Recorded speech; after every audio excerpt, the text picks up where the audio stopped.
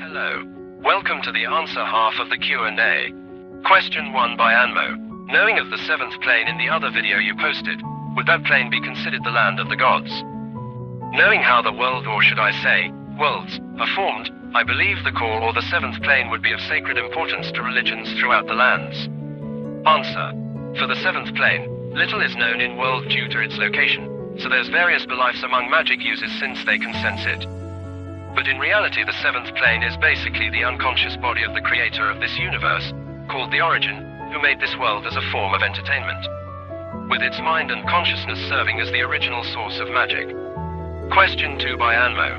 Also, would colonialism of the other planes be a thing when stuff like airships are possible?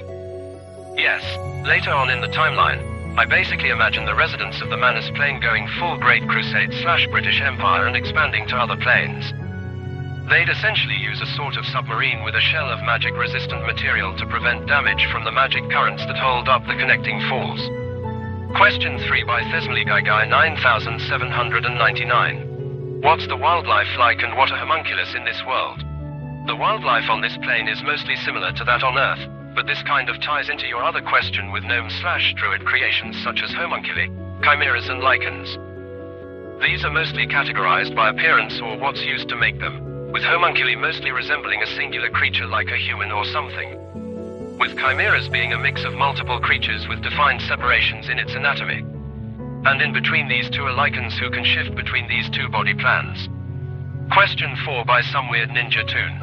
What relations do the people of Manus have with the dead? Does necromancy exist, and is there a plane of existence for the souls of the dead? There's a few ways death can work in this world. 1. Natural death. This is when a creature dies and its consciousness is separated from its body.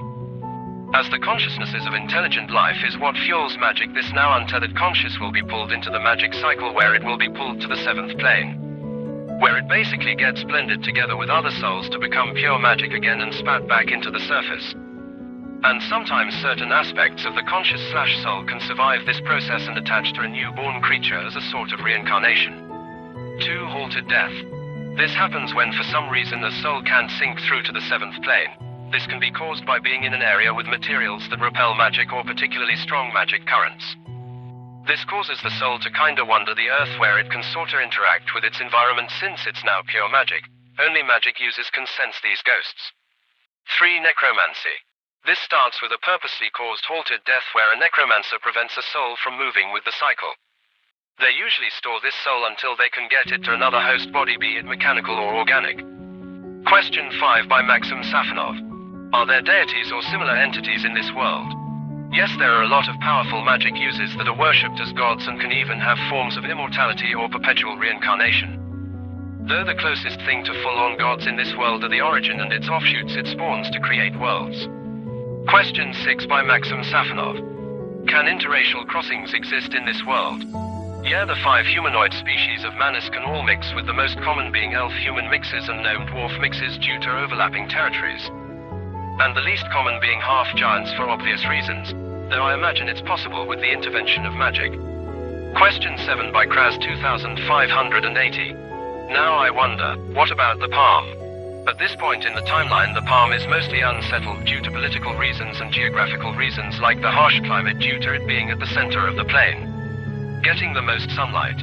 Question 8 by Jerry Underdog 5912. What's the most known about the bordering plains? So far little is known to the people of Manus. All they know is that dragons, wyverns and mokul aren't of their plane. Question 9 by Jerry Underdog 5912. Do entities such as demons exist? Yeah, there's a whole plane dedicated to them in Gehenna. Question 10 by Jerry Underdog 5912. How do the various cultures in this world treat magic? In the Fraxinus Empire, humans are somewhat apprehensive around magic and mageborn, since the previous state religion was centered around them and they don't want to be seen as traitors to the empire by associating with magic. Though the current church still has remnant of its arcane practices, the humans outside the empire have formed a nation and have gone full into magic development to combat dragons and wyverns. Elves' opinion on magic mostly vary depending on the crew/island. Some are freaked out by it while a lot of crews see it as a tool to overcome rival crews. Giants are the most open to magic, as they are the most naturally magical race out of the 5, with dwarfs, a lot of them use magic in their crafts and some do this inadvertently due to some cultural rituals, though some see magic as a crutch and get elitist about it. Gnomes are mostly in the dark about magic, though there's basically a shadow government of magic users controlling stuff and producing chimeras. Question 11 by Zavawashir. Where do humans live? Mostly the Fraxinus Empire and Faranum in general. Question 12 by Zavawashir. Do the dwarves and giants have any specific history, seeing how close they're to each other? Yeah, they're mostly chill, since the dwarves forge the giants' metalwork masks and other instruments, and the giants will usually help transport large loads in exchange. Question 13 by Zavawashir. What changes have you made to the world building since you started uploading this series? Fun fact, this started as more of a Spec Evo sci-fi project, but I kinda quit that world and reworked a lot of the designs from there. I might revisit that world in the future. Question 14 by Zavawashir. I like gnomes, all gnomes, every gnomes, noming gnomic gnome gnomes. My only response, gnome. Question 15 by Grimcharan. Does our host live in the palm part of the world, or somewhere else? The host is a part of an organization that basically lets anyone in as long as they believe in the message. Question 16 by Grimcharan. And how do the factions view those who can use magic, whether their own or other factions? Most countries utilize their magic uses for either military or as researchers, with some being seen as religious figures, while demonizing opposing magic users. While magistas and mageborn on all sides are seen with a slight suspicion due to their odd appearances. Question 17 by Endless Ocean 7987. Out of curiosity, do humans in this setting have a twist like the other races, or are they the same as we see in real life? Seems like every race has something that makes them stand out. I'm curious where humanity fits into all this. Humans are mostly the same besides their eyes. They have darker patches under their eyes to help with glare. They also just have better eyesight. Question 18 by Yggdrasil 2. What is the deeper symbolism behind the flags? The gnome flag represents the 6 pond kingdoms and the national animals. The dwarf flag represents the opening of a cave. The giant flag is the sun and moon. The elf flag has a wave stripe for each crew in the coalition. The Fraxinus flag represents the colors of fire with a dragon in the center, as dragons are what founded the empire. The final flag has grey for ashes, as they are the remains of those who resisted the dragons, and an eye, since it's a symbol of human mages and they have a high magister population. Question 19 by Zerofreeze 6339. You got like a chosen one to save the realms for Jeopardy or some shit? Nah, not really. I made this setting to set a bunch of different stories in. But there are some characters that will have world-changing effects. Question 20 by Jasai Bushi. What is that landmass in the southwest? It's called Palmas. Only country there right now is Carpasel, which is made up of those who opposed the Dragon Riders' takeover, and now work as a wall to stop Fraxinus expanding west, with other nations funding their ongoing war against Fraxinus. Credit to Anmo for coming up with the initial idea. He also has his own project right now, so I'd recommend checking him out. Question 21 by German Rodriguez 8588.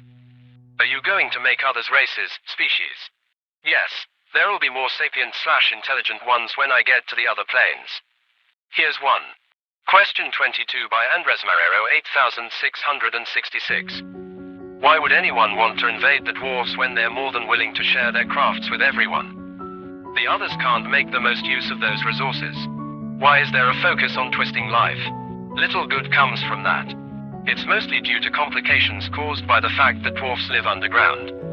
Question 23 by Mono-Eyed Nutjob. How do the various species on the Manus Plane generally view each other? Most kinda hate the dragon-riding humans. People are mostly neutral on giants.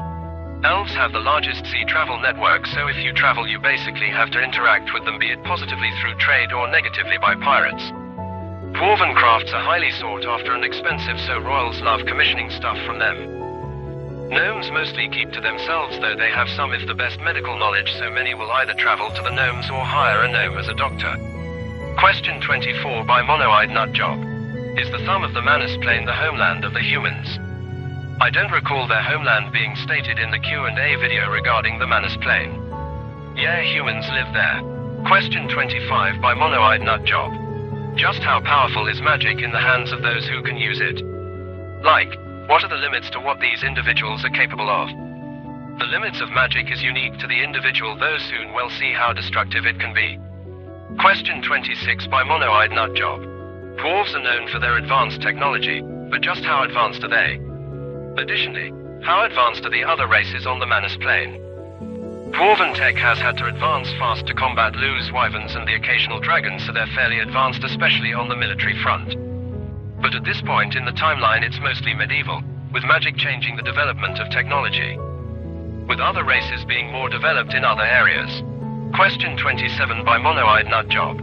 Aside from the humanoid races and dragons, are there any other magical, fantastical creatures living on the Manus plane? Yeah, unicorns are one of these. There might be more,